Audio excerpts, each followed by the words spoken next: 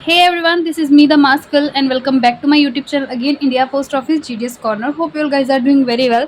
So department में सभी को प्रमोशन लेना है. सो डिपार्टमेंट में जो प्रमोशन है वो एग्ज़ाम बेस है.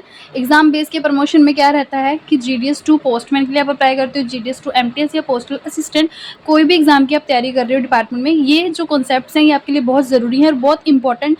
जो पुरानी हिस्ट्री आप देखोगे तो पुराने क्वेश्चन पेपर्स उठा के देखोगे, काफ़ी सारे क्वेश्चन हैं जो आपको इन्हीं कॉन्सेप्ट्स में से देखने को मिलते हैं. सो सारी क्लासेस ज़रूर से देखनी है. मैं पूरी एक प्लेलिस्ट बना के अपने चैनल पे पोस्ट कर दूंगी और उसका लिंक आपको मेरे व्हाट्सएप चैनल और जितने भी सोशल मीडिया हैं सभी मिल जाएगा. अगर आपने अभी तक मेरे सोशल मीडिया हैंडल्स को नहीं करा है फॉलो तो डिस्क्रिप्शन बॉक्स में जाओ, अभी पहले फॉलो करो. सो आज है पहली क्लास. सो पहली क्लास का टॉपिक क्या है? ऑर्गेनाइजेशन ऑफ डिपार्टमेंट, विभाग का संगठन. बिगनिंग, शुरुआत कब हुई थी? 1 अक्टूबर 1854 में बाय लॉर्ड डलहौजी के द्वारा. Then department of post, short form क्या है इसकी? DOP, department of post comes under, किसके अंतर्गत आता है? Ministry of communication. Ministry of communication. आपने देखा होगा जब डिपार्टमेंट ऑफ पोस्ट के जो है फॉर्म निकलते हैं तो उसमें भी लिखा होता है government of India, ministry of communication. संचार मंत्रालय. देन इसका इंचार्ज कौन है? कम्युनिकेशन मिनिस्टर, जो कि है संचार मंत्री. देन उसके बाद आ जाता है यहाँ पे हमारा administrative control of DOP, department of post का कौन है? Administrative control. सो यहाँ पे हमारा है DG. DG कौन होते हैं? डायरेक्टर जनरल, जो कि कहाँ पे है? न्यू दिल्ली में. सो यहाँ पे एक स्टेटमेंट देखिए, the director general handles all matters relating to the administration and operations. So the जो डायरेक्टर जनरल है वो हैंडल करता है सभी मैटर्स को जो कि रिलेट होते हैं एडमिनिस्ट्रेशन और ऑपरेशन से. देन यहाँ पे दूसरा क्या है? सेक्रेटरी ऑफ डिपार्टमेंट, विभाग का सचिव. और ये जो PDF है, ये जो पूरे नोट्स हैं, प्रॉपर नोट्स मैंने अपने हाथ से बनाए हैं. अगर आपको इसका PDF भी चाहिए तो आप मुझे व्हाट्सएप पे भी कर सकते हो फॉलो और मैसेज, वहाँ पे मैं आपको इसका PDF प्रॉपर प्रोवाइड कर दूँगी. देन यहाँ पे हमारा देख सकते हो head quarter of India post. हमारे इंडिया पोस्ट का जो हेड क्वार्टर है कहाँ पे है? डाक भवन, न्यू दिल्ली. डाक भवन नई दिल्ली हमारा जो हेडक्वार्टर है. ये सभी को पता होना चाहिए क्योंकि इसके ऊपर मोस्ट ऑफ द क्वेश्चंस आते हैं. ऐसे MCQs जो आते हैं उसमें काफ़ी सारे क्वेश्चंस में ऐसा आ सकता है कि हेडक्वार्टर कहाँ है, अलग अलग स्टेट डाल सकते हैं. तो आपको ये चीज़ बहुत अच्छे से पता होना चाहिए. जो हमारा हेडक्वार्टर है इंडिया पोस्ट का वो डाक भवन दिल्ली में है. देन उसके बाद सर्कल इन DOP में कितने सर्कल्स आते हैं? There are 23 circles and 1 base circle. यहाँ पे टोटल कितने सर्कल हैं? 23 सर्कल है, उसके अलावा 1 बेस सर्कल है. जो 1 बेस सर्कल है वो क्या है? आर्मी पोस्टल सर्विस, APS जिसको हम बोलते हैं, आर्मी पोस्टल सर्विस के लिए है. देन यहाँ पे हमारे पास टोटल आर्मी पोस्ट ऑफिस कितने हैं? 2. 56 APO जो कि न्यू दिल्ली में है, central based post office. Then 99 APO जो कि कोलकाता में है, सेंट्रल बेस्ड पोस्ट ऑफिस है हमारे. देन यहाँ पे नेक्स्ट पॉइंट क्या है? Apex management of body of department. Then यहाँ पे कौन सी है? पोस्टल सर्विस बोर्ड, डाक सेवा बोर्ड. देन यहाँ पे आ जाएगा postal service board. Postal service board में कौन कौन आता है? सबसे पहले आता है secretary as chairperson. Then second आते हैं हमारे DG जो कि है डायरेक्टर जनरल. देन हमारे आते हैं ADG, additional director general. Then आते हैं 6 मेंबर्स. सो ये 6 मेंबर्स कौन से हैं? The 6 members are personnel, planning, PLI, operations, technology, banking and DBT. Then यहाँ पे हमारा सेकंड क्या आ जाएगा लास्ट में? Permanent invitee to the board. Permanent invitee to the board कितनी हैं? 2 हैं. सबसे पहले एडिशनल सेक्रेटरी और फाइनेंशियल एडवाइज़र. सो जो ये वाला कॉन्सेप्ट है ये बहुत ज़्यादा ज़रूरी है. ये सब बेसिक चीज़ें हैं, ये ऑर्गेनाइजेशन के ऊपर है, ये आपको पता होना बहुत ज़रूरी है. आप जब डिपार्टमेंट का एग्जाम दे रहे हो तो ये बेसिक नॉलेज होना बहुत ज़रूरी है. सो ये वाली जो चीज़ है ये आपको प्रॉपर दिमाग में बिठा लेनी है. इसके नोट्स भी आपको मैं प्रोवाइड कर दूंगी. देन यहाँ पे आप देख सकते हो ऑर्गेनाइजेशन ऑफ डिपार्टमेंट आपको प्रॉपर पता होना चाहिए, किस तारीख को कौन सी साल में किसके द्वारा हुई है. देन डिपार्टमेंट ऑफ पोस्ट किसके अंडर आता है. देन इसका इंचार्ज कौन है. देन इसको कंट्रोल कौन करता है. देन यहाँ पे आ जाएगा हेडक्वार्टर कहाँ पे है इंडिया पोस्ट का. देन इसके अंडर कितने सर्कल्स आते हैं? जो हमारा बेस सर्कल है उसके अंदर कितने ऑफिसेज आते हैं. Then apex management of body department. Then उसके बाद पोस्टल सर्विस बोर्ड के अंडर कौन कौन आता है. देन यहाँ पे हमने 6 मेंबर्स के बारे में पढ़ा. देन है यहाँ पे permanent invitee to the board. So अभी तक हमने बात करी थी कि डिपार्टमेंट के ऑर्गेनाइजेशन के ऊपर, डिपार्टमेंट का ऑर्गेनाइजेशन कैसे हुआ. सो अब हम ध्यान देंगे स्ट्रक्चर ऑफ डिपार्टमेंट पे। Structure of department of post, head की यहाँ पे बात हो रही है। यहाँ पे आएगा कौन किसके अंडर है, कौन किसके अंडर है, कौन किसके अंडर है। सो सबसे पहले होता है सर्कल, जिसका हेड कौन है, chief post master general. So circle का हेड कौन रहता है, CPMG, chief post master general. Then circle के अंडर क्या आता है, रीजन्स आते हैं। सर्कल के अंडर क्या आते हैं, रीजन्स आते हैं। सो रीजन का जो हेड है वो कौन है, PMG, वो कौन होते हैं, पोस्ट मास्टर जनरल। सो रीजन का जो हेड है वो कौन है, PMG होते हैं, post master general. Then region के अंदर क्या आएगा, डिविजन्स आती हैं। रीजन के अंदर क्या आएगा, डिविजन्स आती हैं। इनका जो हेड है कौन है, SP और SSP, which is superintendent of post, superintendent of post. Then divisions के अंदर क्या आती हैं, सब डिविजन्स आती हैं, जिनका हेड कौन है, IP और ASP। IP कौन होते हैं, इंस्पेक्टर ऑफ पोस्ट, और ASP होते हैं असिस्टेंट सुप्रीडेंट ऑफ पोस्ट। सो ये स्ट्रक्चर आपको पता होना चाहिए, बहुत ही बेसिक सी चीज़ है। सर्कल मेन होते हैं, सर्कल का हेड होता है chief post master general. Then circle के अंडर आते हैं रीजन्स, रीजन्स का जो मेन हेड होता है वो होता है पोस्ट मास्टर जनरल। देन हमारे रीजन्स के अंडर आते हैं डिविजन्स, डिविजन्स का जो हेड होता है वो होते हैं हमारे सुपरिटेंडेंट ऑफ पोस्ट। देन हमारे डिविजन्स के अंडर आते हैं सब डिविजन्स, जिनके जो इंचार्ज है वो होते हैं इंस्पेक्टर ऑफ पोस्ट या फिर assistant superintendent of post. Then यहाँ पे divisions in circle, divisions in circle. So यहाँ पे कौन कौन सी डिविजन्स हैं सर्कल में, पोस्टल एंड RMS डिवीजन। दो तरीके की डिवीजन है यहाँ पे, postal and RMS division. Postal का जो हेड है वो कौन है, सुपरिटेंडेंट ऑफ पोस्ट। जो हमारा RMS है उसका कौन है हेड, यहाँ पे superintendent of rail mail services, senior superintendent of rail mail services. So ये भी पता होना चाहिए, RMS भी हमारा इंडिया पोस्ट के अंडर ही आता है। देन यहाँ पे आ गया पोस्टल स्टोर डिपोट।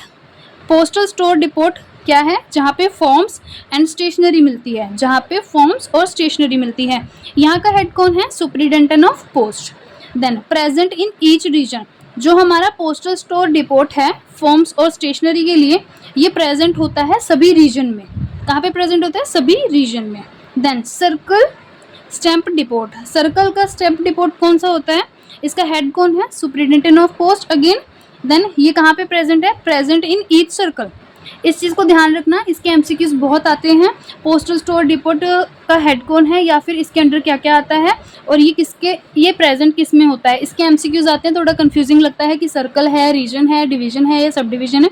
सो इस चीज़ को ध्यान में रखना है कि जो पोस्टल स्टोर डिपोट है हमारा, postal store depot forms and stationery मिलती है जहाँ पे, ये हमारे ईच रीजन में होते हैं।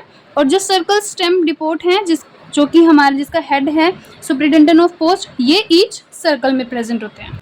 इंडिया पोस्ट के टोटल सर्कल्स कितने हैं, 23, जो कि अभी हमने पीछे भी पढ़ा था कि टोटल इंडिया पोस्ट के जो सर्कल हैं वो हैं 23।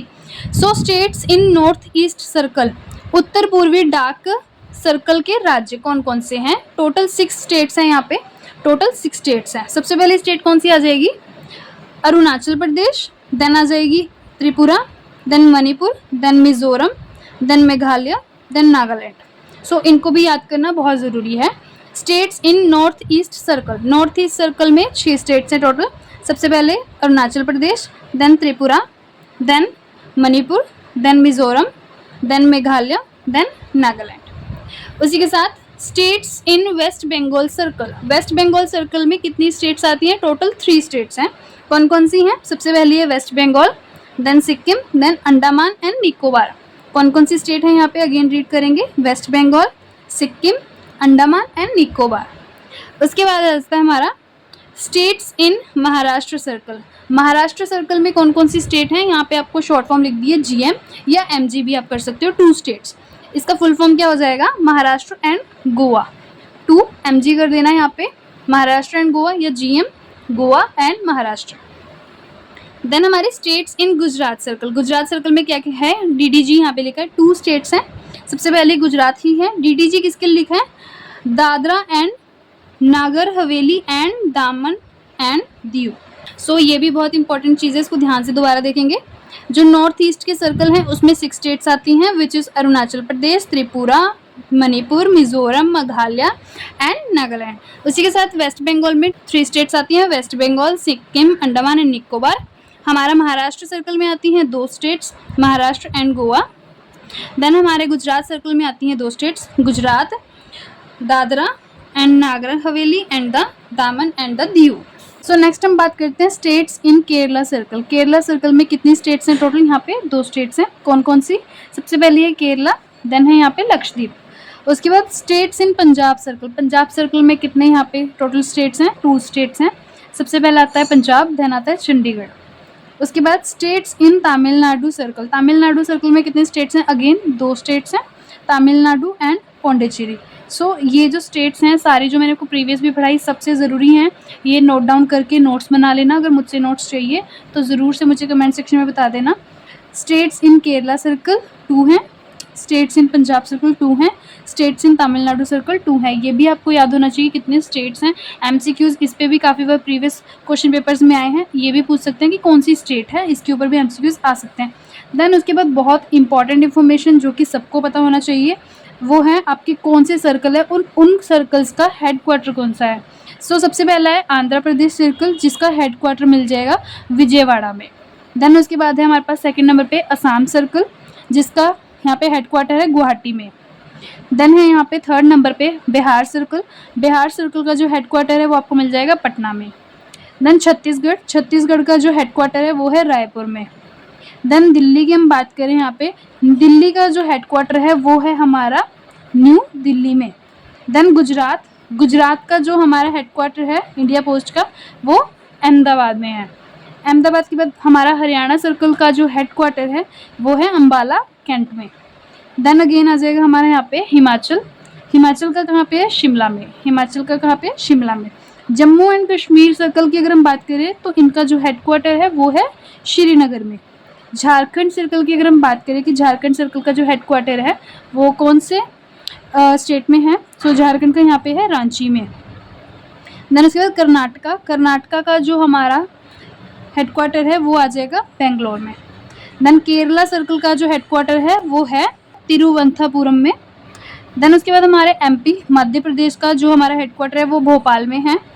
देन महाराष्ट्र का जो हमारा हेडक्वार्टर है इंडिया पोस्ट का मुंबई में। देन नॉर्थ ईस्टर्न का जो है वो शिलोंग में है। देन उड़ीसा का आ जाएगा भुवनेश्वर में। सो ये बहुत इंपॉर्टेंट है कि आपके सभी सर्कल्स के जो हेडक्वार्टर्स हैं वो कहाँ पे हैं, ये आपको याद होने चाहिए। सो यहाँ पे 16 हुए हैं टोटल, ये 23 हैं। देन यहाँ पे हमारे पास पंजाब सर्कल, पंजाब सर्कल का जो हेडक्वार्टर है वो है हमारे चंडीगढ़ में। देन राजस्थान का जो हेडक्वार्टर है वो आपको मिलेगा जयपुर में। देन तमिलनाडु का जो हेडक्वार्टर है वो है चेन्नई में। तेलंगाना सर्कल की अगर हम बात करें तो इसका हेडक्वार्टर है हैदराबाद में। देन उत्तर प्रदेश की अगर हम बात करें तो इनका हेडक्वार्टर है लखनऊ में। देन उत्तराखंड का जो हेडक्वार्टर है उत्तराखंड सर्कल का वो देहरादून में है। जो वेस्ट बंगाल का हेडक्वार्टर है वेस्ट बंगाल सर्कल का वो है कोलकाता में।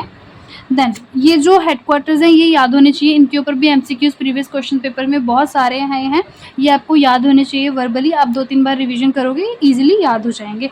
देन उसके बाद है हमारे पास टोटल जीपीयू कितने हैं। टोटल जीपीयू मतलब क्या होता है? Journal post offices. Total GPU हो 24 हैं, जैसे कि आपको पहले भी बताया कि हमारे 23 जो हैं सर्कल हैं, उसके अलावा जो एक है बेस सर्कल है, और टोटल जीपीयू कितने हैं? 24। सो 2 जीपीयू आर इन दिल्ली, उनमें से 2 जीपीयू कहाँ पे है? दिल्ली में ही सिचुएटेड है। दिल्ली जीपीयू और न्यू दिल्ली जीपीयू दोनों जर्नल पोस्ट ऑफिस। ये जो नीचे वाला परफॉर्मा है ये सब बहुत ज़्यादा इंपॉर्टेंट है। सो उसके बाद है टोटल पोस्टल ट्रेनिंग सेंटर्स कितने हैं पूरे इंडिया में? 6 हैं यहाँ पे। टोटल पोस्टल डिविजन्स कितनी हैं? 446 हैं। Then average area of each post office कितना है? 21.14 स्क्वायर किलोमीटर। सो ये मोस्ट इंपॉर्टेंट है, इसको भी याद करना बहुत ज़रूरी है। Total head offices in India, total head offices in India कितने हैं? 811। टोटल नाइट पोस्ट ऑफिस कितने हैं? 128। सो जो रेल मेल सर्विसेज वाले हैं उसके भी काफ़ी सारे क्वेश्चंस आगे आने वाले हैं। सो नाइट पोस्ट ऑफिस भी होते हैं, इसके ऊपर भी आगे मैं प्रॉपर इन्फॉर्मेशन दूंगी जिसके क्वेश्चंस बहुत सारे आते हैं। सो इसको भी नोट डाउन कर लेना। टोटल AMPC कितने हैं? 2 मुंबई और चेन्नई में, एक मुंबई में है और एक चेन्नई में है। सो AMPC बेसिकली है क्या? ऑटोमेटिक मेल प्रोसेसिंग सेंटर्स, ठीक है। टोटल पोस्टल स्टोर डेपोट कितने हैं यहाँ पे? 46 हैं। PSG, ठीक है, postal store deputy PSG। Total circle stamp depot कितने हैं यहाँ पे? CSD इनको बोलते हैं शॉर्ट फॉर्म में, 17। सो ये वाली जो चीज़ें हैं ये वाला बहुत इंपॉर्टेंट है, प्रॉपर पार्ट ये सारा, कि जीपीओ कितने हैं, टोटल पोस्ट ट्रेनिंग सेंटर कितने हैं, टोटल पोस्टल डिविजन्स कितनी हैं, टोटल पोस्ट ऑफिस कितने, एरिया कितना होना चाहिए एक पोस्ट ऑफिस का एवरेज, टोटल हेड ऑफिस कितने हैं इंडिया में, नाइट पोस्ट ऑफिस कितने हैं आपके, टोटल एएमपीसी कितने हैं, टोटल पोस्टल स्टोर डिपोट कितने हैं और सर्कल स्टैम्प डिपोट कितने हैं। सो टोटल शॉर्टिंग सेंटर्स की अगर हम बात करें तो डीओपी के जो टोटल शॉर्टिंग सेंटर्स है वो है 90। So total intra circle hubs की अगर हम बात करें तो डीओपी के डिपार्टमेंट ऑफ पोस्ट के जो इंट्रा सर्कल हब्स हैं वो टोटल है 152।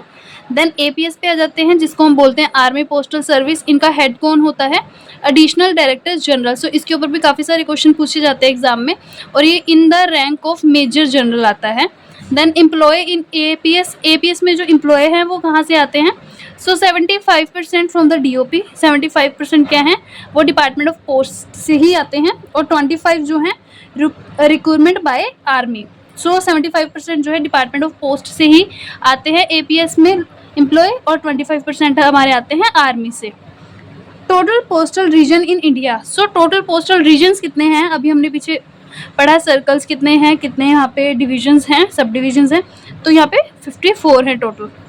Total post office in India, पूरे ऑल ओवर इंडिया में टोटल पोस्ट ऑफिस अभी कितना वर्क कर रहे हैं, 1,55,531। टाइप्स ऑफ पोस्ट ऑफिस के ऊपर आज की वीडियो रहने वाली है, बट उससे पहले इंपॉर्टेंट डेट्स मैं आपको बता दूं डिपार्टमेंट ऑफ पोस्ट की, जो कि एग्जाम में ज़रूर से आती हैं। सबसे पहले यहाँ पे है इंडियन पोस्टल सिस्टम। सो इसके बारे में हमने ऑर्गेनाइजेशन में भी पढ़ा था, कब हुआ था इंडियन पोस्टल सिस्टम जो है 1 अक्टूबर 1854 को। फर्स्ट पिक्टोरियल स्टैम्प कब आई थी, 1931 में। First postage stamp in India कब आई थी, 1 जुलाई 1852 में। Then post office saving bank कब इंट्रोड्यूस हुआ था, 1 अप्रैल 1882 में। देन उसके बाद पोस्टल लाइफ इंश्योरेंस जिसको हम पीएलआई भी बोलते हैं, 1 फेब 1884 में। First stamp of independent India की कब आई थी, 21 नवंबर 1947 में। पोस्टल इंडेक्स नंबर कब आया था, 15 अगस्त 1972 में। स्पीड पोस्ट कब आई थी, 1 अगस्त 1986 में। आरपीएलआई कब आई थी, रूरल पोस्टल लाइफ इंश्योरेंस, 1995 में। प्रोजेक्ट एरो कब आया था, 2008 में। MNOP जिसको हम बोलते हैं मेल नेटवर्क ऑप्टिमाइज प्रोजेक्ट कब आया था, ये 2010 में। देन उसी के बाद है EIPO कब आया था, 2030 में। IPPB Indian post payment bank कब आया था, 2018। ट्रायल कब हुआ था, 2017 रायपुर और रांची में। RMS रेल मेल सर्विसेज कब आई थी, 1863 में। Carry mail by air within India, so carry mail within India air द्वारा कब हुई थी, 18 फेब 1911, ठीक है, 18 फेब 1911 में इलाहाबाद टू नैनी के लिए। नेशनल पोस्टल डे कब है, 10 October as an extension of world post day. So यहाँ पे एक स्टेटमेंट है, भारत में हर साल 10 अक्टूबर को राष्ट्रीय डाक दिवस मनाया जाता है। सो वर्ल्ड पोस्ट डे कौन सा है, 9 अक्टूबर को। सो मनी ऑर्डर सर्विसेज कब आई थी 1880 में। इंडियन पोस्टल ऑर्डर्स कब आए थे, 1935 में। सेपरेशन ऑफ पोस्ट और टेलीफोन डिपार्टमेंट का सेपरेशन कब हुआ था, 1985 में। सो इलेक्ट्रॉनिक फंड ट्रांसफ़र जो है कब आए थे, वो आए थे 2001 अप्रैल में। तो उसी के साथ 150 साल पोस्टल डिपार्टमेंट को कब हो गए थे, 2004 में। सो यहाँ पे कुछ इंपॉर्टेंट फुल फॉर्म्स हैं। CEPT की फुल फॉर्म क्या है, centre for excellent in postal technology. RAK NPA की क्या है, राफ़ी अहमद किवाई नेशनल पोस्टल एकेडमी, ठीक है जी।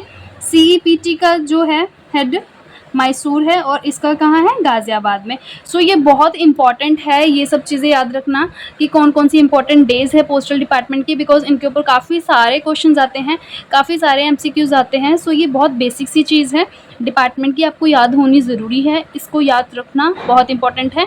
इसके नोट्स अगर आप खुद बनाना चाहते हो तो वीडियो को पॉज करके खुद से भी बना सकते हो। अगर आपको ये नोट्स मुझसे चाहिए, ये प्रॉपर PDF मैं आपको प्रोवाइड कर दूँगी, मुझे टेलीग्राम पे आप DM डाल देना। So I will provide you this PDF। आपको सभी क्लासेस की मेरी PDFs मिल जाएंगी, बट टेलीग्राम पे मैसेज डालना बिल्कुल भी मत भूलना। सभी सोशल मीडिया का लिंक जो है आपको डिस्क्रिप्शन बॉक्स में मिल जाएगा, आप वहाँ से जाके इजीली डाल सकते हो मेरे को मैसेज और PDF रिसीव कर सकते हो। अब आते हैं यहाँ के मेन टॉपिक पे आज के, टाइप ऑफ पोस्ट ऑफिसेज, डाकघर के प्रकार कितने हैं।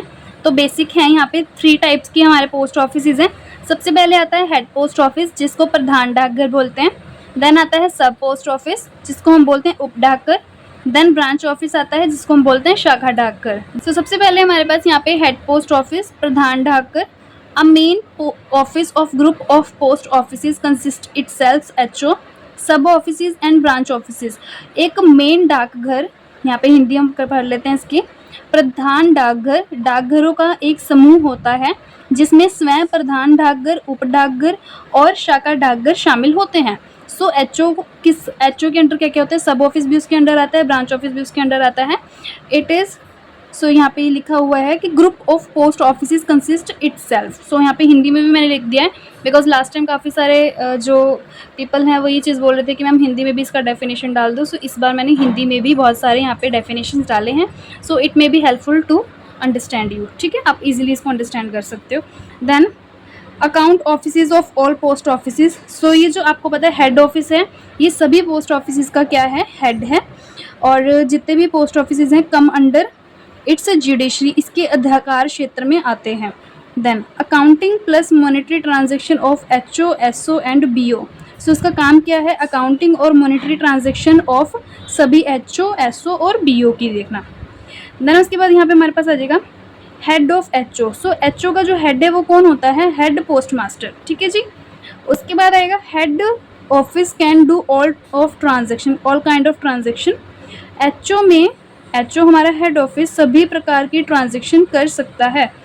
ठीक है जी। जो हमारा हेड पोस्ट ऑफिस है वो सभी तरीके की ट्रांजेक्शन कर सकता है, चाहे वो बुकिंग को लेके हो, चाहे वो हमारे मनी ऑर्डर्स को लेके हो, चाहे वो हमारे एसबी ट्रांजेक्शन हो, सभी ट्रांजेक्शन जो हैं एचओ करता है। ये है हमारा एचओ की डेफिनेशन। एचओ के कुछ पॉइंट्स ये बहुत इंपॉर्टेंट है, इनको भी अच्छे से रीड आउट करके इनकी नोट्स बना लेना। देन एचओ के बाद हमारे पास आता है यहाँ पे सब पोस्ट ऑफिस, उप डाकघर। इसके मेन फीचर्स क्या हैं, रिपोर्ट टू एचओ। सब ऑफिस किसके अंडर आता है, एचओ के अंडर आता है। ये किसको रिपोर्ट करता है, एचओ को करता है रिपोर्ट। इसका इंचार्ज कौन होता है, सब पोस्ट मास्टर। ठीक है जी। एसओ का जो हेड होता है कौन होता है, सब पोस्ट मास्टर, इंचार्ज जिसको हम बोलते हैं। SO can do all transactions. SO भी जो सभी ट्रांजेक्शंस कर सकता है, हर तरीके की, हर प्रकार की जो ट्रांजेक्शन है एसओ में हो सकती हैं। Types of SO. इसके ऊपर भी काफ़ी सारे एमसीक्यूज लास्ट क्वेश्चन पेपर्स में आए हैं, प्रीवियस क्वेश्चन पेपर में आए हैं, कि जैसे कि यहाँ पे काफ़ी 6 टाइप्स के हमारे पास एसओ हैं। सबसे पहले है एमडीजी, जिसको क्या बोलते हैं, मुख्य डाकघर। सेकंड है SGS, high selection grade. LSG, lower selection grade. यहाँ पे ए क्लास है जो कि ट्रिपल हैंडेड एसओ होते हैं। बी क्लास कौन से होते हैं, जो डबल हैंडेड एसओ होते हैं। और सी क्लास कौन से होते हैं, जो सिंगल हैंडेड एसओ होते हैं। इसके ऊपर भी काफ़ी सारे क्वेश्चंस आ सकते हैं और आते भी हैं, कि जैसे कि मुख्य डाकघर कौन से ऑफिस की, कौन से हमारे पोस्ट ऑफिस की टाइप है। ठीक है जी। इसको भी रीड आउट कर लेना है, आपको पता होना चाहिए कि जो हमारे एसओ की 6 टाइप्स हैं वो कौन कौन सी हैं। मुख्य डाकघर, high selection grade, lower selection grade, triple handed SO, double handed SO, single handed SO. ठीक है जी। इसके अलावा एंड अदर टाइप्स कौन सी हैं इनकी, अदर टाइप हैं delivery pin plus delivery staff. और नॉन डिलीवरी वाली कौन कौन सी हैं, काउंटर ट्रांजेक्शन्स। ठीक है जी। उसके बाद हमारा आ जाता है ब्रांच पोस्ट ऑफिस, जिसमें कि जीडीएस काम करते हैं। ब्रांच पोस्ट ऑफिस, जिसको हम बोलते हैं शाखा डाकघर, इनका इंचार्ज कौन होता है, ब्रांच पोस्ट मास्टर, जिनको बीपीएम बोला जाता है। मैक्सिमम वर्किंग आवर कितने होते हैं ब्रांच पोस्ट ऑफिस के, 5 आवर्स, 5 घंटे का समय होता है सब ज़्यादा से ज़्यादा। और मिनिमम वर्किंग आवर कम से कम कितने घंटे का काम होता है ब्रांच पोस्ट ऑफिस में, जी 4 घंटे का। Account office of BO. हमारा अकाउंट ऑफिस कौन सा रहता है ब्रांच ऑफिस का, एसओ और एचओ। काफ़ी सारे मैक्सिमम जो बीओज हैं वो अंडर आते हैं एसओ के, जिन्होंने अपना डेली अकाउंट, अपना हिसाब एसओ को देना होता है। बट कुछ बीओज होते हैं जो डायरेक्ट एचओ के अंडर आते हैं, उनका अकाउंट ऑफिस एचओ ही होता है। BO can not do all transactions, all kind of transactions. ये आपको पता होना चाहिए कि जो एचओ है और जो हमारा एसओ है वो सभी काइंड की ट्रांजेक्शन्स कर सकता है। All kind of transactions can be done at HO और एसओ। बट जो बीओ है वो ऑल टाइप्स की, all kind of transactions done नहीं करता है, क्योंकि आपको पता होना चाहिए कि ब्रांच ऑफिस में हमारे जो हैं इंटरनेशनल आर्टिकल्स बुक नहीं होते हैं, ठीक है जी। उसी के साथ काफ़ी सारे अकाउंट्स हैं, काफ़ी सारी ट्रांजेक्शन्स हैं जो नहीं होती हैं, कुछ लिमिट्स होती हैं, लिमिटेशंस होती हैं जो कि ब्रांच ऑफिस में नहीं होती हैं। देन वर्क इन बीओ में ब्रांच ऑफिस में क्या क्या काम होता है? सबसे पहला डिलीवरी का काम होता है, डिस्पैच का काम होता है, बुकिंग का काम होता है, एसबी डिपॉजिट हम कर सकते हैं, पार्सल एक्सेप्टेंस होता है, एक्सेप्टिंग होता है, इफेक्टिव एसबी विड्रॉल्स होती हैं, issue and payment of money orders होते हैं, ठीक है जी। ये है हमारा ब्रांच पोस्ट ऑफिस का काम। उससे पहले हमने पढ़ा सब ऑफिस के बारे में और उससे पहले हमने पढ़ा एचओ के बारे में। सो ये हमारे तीनों टाइप्स ऑफ जो पोस्ट ऑफिस है कंप्लीट हो चुके हैं। इनको आपको नोट्स बनाना है, नोट्स बना सकते हो। अगेन अगर आपको मेरी पीडीएफ चाहिए, मेरे प्रॉपर नोट्स चाहिए, तो मुझे टेलीग्राम पे ज़रूर से मैसेज ड्रॉप आउट कर देना। The HO in the more important cities are in the charge of gazetted officers. Such SO are referred to as first class head offices, ठीक है जी। प्रमुख नगरों में प्रधान डाकघर राजपत्रित अधिकारियों के कार्यभार में होता है और ऐसे प्रधान डाकघर प्रथम श्रेणी के प्रधान डाकघर होते हैं, ठीक है जी। इस टाइप के जो पोस्ट ऑफिसेज हैं वो फर्स्ट क्लास हेड ऑफिस माने जाते हैं, कहे जाते हैं। देन यहाँ पे डेफिनेशन भी आ गई है। First class head post master कौन होता है? First class head post master exercise all the power of superintendent of post offices in regard to their own offices, ठीक है जी। प्रथम श्रेणी के प्रधान पोस्ट मास्टर अपने डाकघरों में डाकघर अधीक्षण के सभी अधिकारियों का प्रयोग करते हैं, ठीक है जी। देन उसके बाद आ जाता है हमारा सबसे मोस्ट इम्पॉर्टेंट, जिसके ऊपर बहुत सारे एमसीक्यूज़ आए हैं और जो प्रीवियस ईयर के क्वेश्चन पेपर्स थे उनके एमसीक्यूज़ मैंने अपने चैनल पे भी डाले थे। अगर आपने वो चीज़ नहीं देखी है तो आप जाके चेकआउट कर सकते हो। उसमें नाइट पोस्ट ऑफिस के ऊपर काफ़ी सारे क्वेश्चन थे, काफ़ी सारे एमसीक्यूज़ आए थे। सो नाइट पोस्ट ऑफिस क्या होते हैं? रात्रिकाल डाकघर, ठीक है जी। Working hour of PO, so working hour of PO कितना होता है? Generally fixed by the HOC, ठीक है जी। हेड ऑफ द सर्कल इसको करता है। देन उसके बाद according to the timing given in clause 5 में दी गई है इसकी टाइमिंग। CPMG इसको करते हैं, फिक्स करते हैं इसके टाइम को। Then director general DG may extend the working hour of any post office up to 8:30 PM। So जो DG हैं वो किसी भी नाइट पोस्ट ऑफिस का जो टाइम है वो एक्सटेंड कर सकते हैं 8:30 तक and keep them open on the Sunday also. और ये भी ऑर्डर दे सकते हैं कि वो संडे को भी ओपन रहेंगे। सो NPO के ऊपर ही यहाँ पे आगे है। NPO night post office transact those transactions which are authorised by the director general. So जैसे कि डायरेक्टर जनरल ही जो है इनका टाइम एक्सटेंड करते हैं। सो डायरेक्टर जनरल ही हैं जो ऑथराइज करेंगे कि नाइट पोस्ट ऑफिस में कौन कौन सी ट्रांजेक्शन्स होनी हैं। Then timing of NPO on Sunday. So Sunday की जो टाइमिंग है नाइट पोस्ट ऑफिस की वो क्या रहने वाली है? सुबह 10 बजे से लेके शाम के 5 बजे तक। देन ड्यूरिंग एक्सटेंडिंग आवर्स जो कि 8:30 बजे तक का टाइम था, उस दौरान नाइट पोस्ट ऑफिस में कौन कौन से काम होते हैं, ठीक है जी। सो यहाँ पे कौन कौन से काम होते हैं? सबसे पहला यहाँ पे आएगा बुक रजिस्टर्ड आर्टिकल। सो जितने भी रजिस्टर्ड आर्टिकल्स हैं वो बुक होते हैं जो एक्सटेंड आवर्स है उसमें। देन इशू TMO ये 6 बजे तक होते हैं। Sell IPO, sell stamps, deposit to post office SB accounts, और ये वाला काम जो है डिपॉजिट करने का अप टू 7 बजे तक होता है। देन ऑन संडे और पोस्ट ऑफिस हॉलीडेज पर क्या क्या काम रहता है?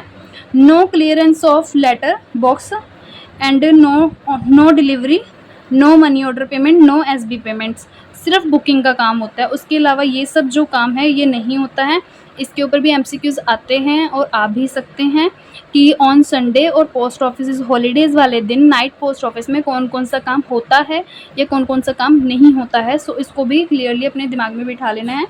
और उसके बाद आ जाएगा हमारे पास मोबाइल पोस्ट ऑफिस, चलते फिरते डाकघर। Function from specially design van moving to different fixed points. डाकघर जो विशेष रूप में डिज़ाइन की गई वैन से अलग अलग निश्चित बिंदु पर जाकर काम करता है, ठीक है जी। वो होते हैं हमारे मोबाइल पोस्ट ऑफिस जो चलते फिरते काम करते हैं।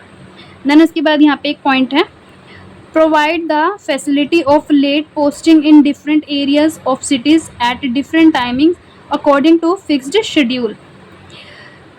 चलते फिरते डाकघरों का उद्देश्य नगरों के अलग अलग इलाकों से नियत अनुसूची के अनुसार विभिन्न समय पर भी देर से भी डाक पोस्ट करने की सुविधा प्रदान करता है। ठीक है जी, ये है हमारा मोबाइल पोस्ट ऑफिस के बारे में। सो यहाँ पे एक और स्टेटमेंट है मोबाइल पोस्ट ऑफिस के बारे में, क्लोज ऑन संडे और पोस्ट ऑफिस हॉलीडेज। सो जो हमारे मोबाइल पोस्ट ऑफिस हैं वो क्लोज रहते हैं संडे के दिन और पोस्ट ऑफिस की जो हॉलीडेज रहती हैं उनके दिन। सो वर्क क्या है, ये किसके वर्क की बात हो रही है, मोबाइल पोस्ट ऑफिस का क्या काम है। सेल स्टैम्प्स, स्टैम्प्स को सेल करना, grant certificate of posting and postal stationery. ठीक है जी, बुक सर्विस और air mail registered articles but not insured और वैल्यू पेमेंट वाले नहीं करने हैं, वीपी नहीं बुक हो सकती है। Then book air parcels. ठीक है जी, देन उसके बाद क्या है, बुक एयर पार्सल्स। उसके बाद है accept unregistered articles for dispatch, जो अनरजिस्टर्ड आर्टिकल्स हैं उनको एक्सेप्ट करना डिस्पैच करने के लिए। Then mobile post office permit to book money order, कहाँ कहाँ पे, Madras and Nagpur. Mobile post office जो है परमिटेड करती हैं टू बुक मनी ऑर्डर्स, कहाँ पे, मद्रास एंड नागपुर में।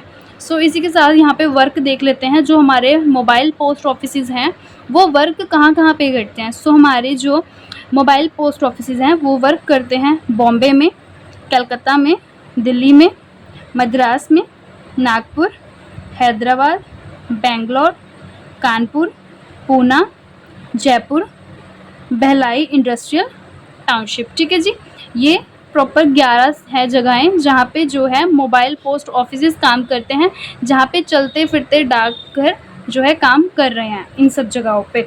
सो these are the most important types of the department of post के जितने भी पोस्ट ऑफिस हैं सबके इंपॉर्टेंट टाइप्स हैं। इन सब के बारे में आपको नॉलेज होना बहुत ज़रूरी है, इन सब के ऊपर बहुत सारे इंपॉर्टेंट क्वेश्चन आते हैं। अब दोबारा रिविजन करेंगे एक बार। सो एक रिवीजन करेंगे। सो इंपॉर्टेंट डेज तो मैंने आपको बता दिए थे, इंपॉर्टेंट कौन कौन सी डेज हैं, डेट्स हैं, उनको याद कर लेना है। देन टाइप्स की अगर हम बात करें तो मेन 3 टाइप्स हैं। 3 टाइप्स कौन कौन सी हैं, हेड पोस्ट ऑफिस, सब post office, branch post office. So head post office का जो मेन इंचार्ज होता है वो पोस्ट मास्टर रहता है। देन ये जो पोस्ट ऑफिस है वो कलेक्ट करता है सभी का जो डाटा, किस किस का, एसओ और बीओ का। इनका हेड कौन रहता है, हेड पोस्ट मास्टर रहता है। ठीक है जी, और जो हेड पोस्ट ऑफिस है वो सभी तरीके की ट्रांजैक्शंस जो है कर सकता है।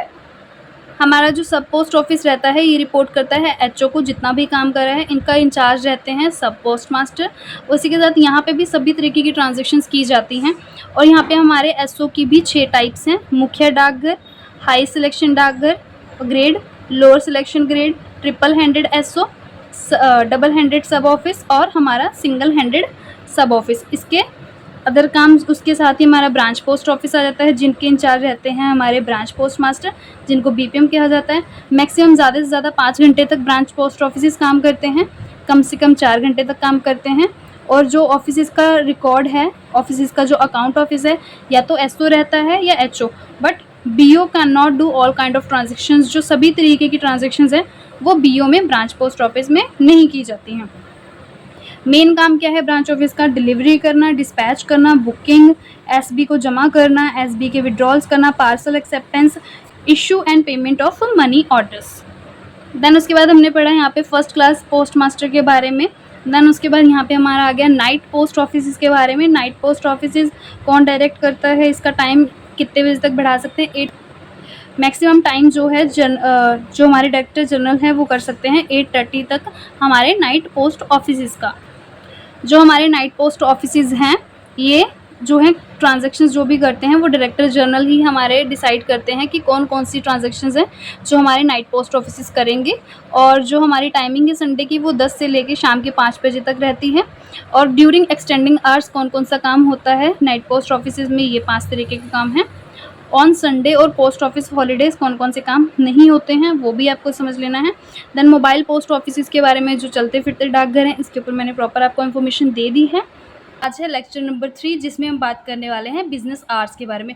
सो अगर आपको ये नोट्स चाहिए, हैंड रिटन नोट्स और पीडीएफ नोट्स और एमसीक्यूज़ के नोट्स और जितने भी प्रीवियस ईयर क्वेश्चन पेपर रहे हैं वो सब मैं आपको प्रोवाइड करती हूँ टेलीग्राम पे। सो जो टेलीग्राम का मेरा ग्रुप है उसको ज्वाइन कर लेना और पर्सनली डीएम डाल देना। सो डीएम अगर आप डालोगे तभी मैं आपको जो स्टडी मटेरियल है वो प्रोवाइड कर पाऊँगी। उसके अलावा आप किसी भी सोशल मीडिया हैंडल पर मुझे फॉलो करना चाहते हो सारे ही सोशल मीडिया का जो लिंक है आपको डिस्क्रिप्शन बॉक्स में मिल जाएगा। अभी जाओ, ज़रूर से फॉलो करो। और अगर आप नए हो और अभी तक आपने मेरे चैनल को सब्सक्राइब नहीं करा है, so do subscribe because this channel really very helpful for you in future. So start करते हैं आज का टॉपिक, जो कि है लेक्चर नंबर 3, बिजनेस आवर्स, कार्य का समय। सो क्लॉज नंबर 5 में है नॉर्मल वीक डेज में कौन सा टाइम होता है। At every post office and RMS सबको मैंने बता दिया था लास्ट लेक्चर में क्या होता है।